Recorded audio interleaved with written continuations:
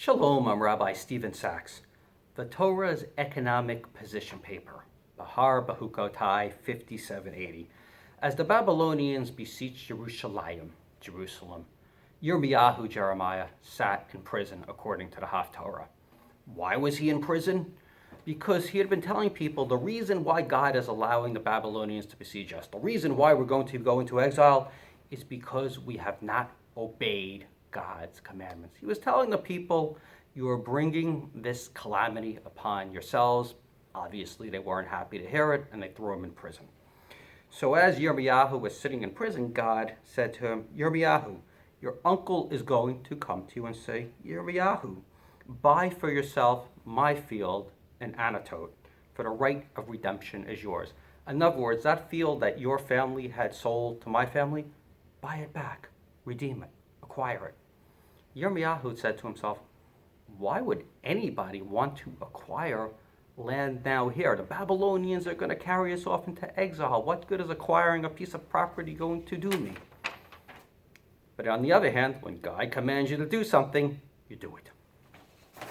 So right there in the prison courtyard, in front of Adim, in front of witnesses, he took the bill of sale he had used to acquire the land, and he put it in a vessel and buried it. He's saving it. And he declared, yet vineyards will be sold here. For God does kindness for 1,000 generations, and he redeemed us from Mitzrayim, from Egypt. What is Yirmiyahu saying here? He's saying, have a long game and have faith in God.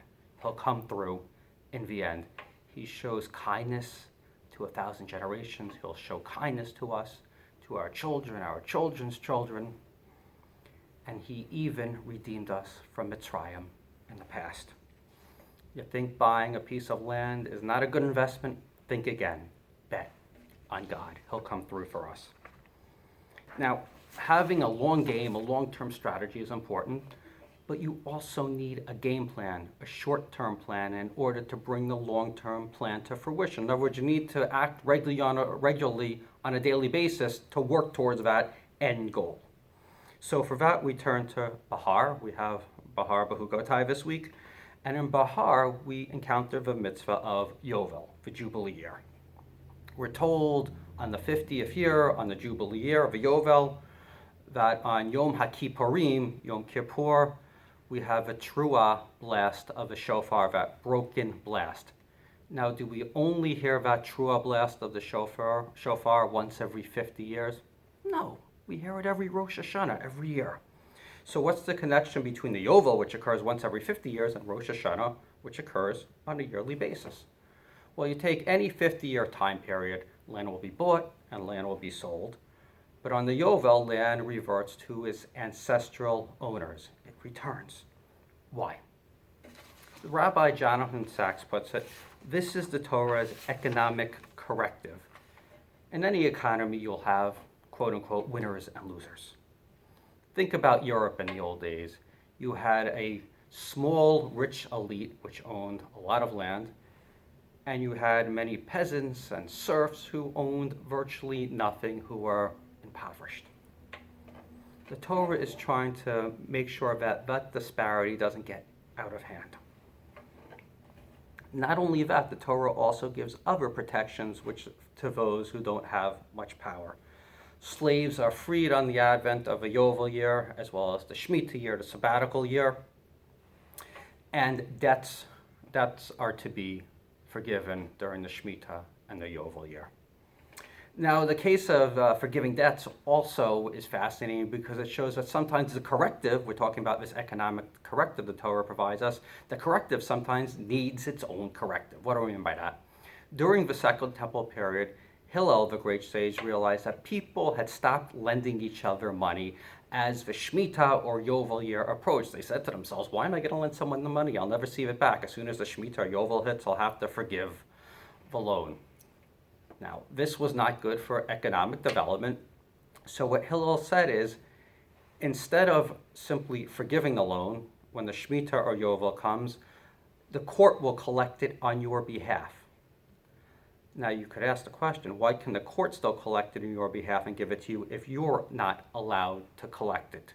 You're commanded not to collect money after the Shemitah Yovel, yet the court's going to do it for you. So this is a legal fiction here. What Hillel was saying here is we're not going to violate the letter of the law, can't do that, but we can find a loophole, a workaround. Individuals are forbidden from collecting the debt after Shemitah Yovel.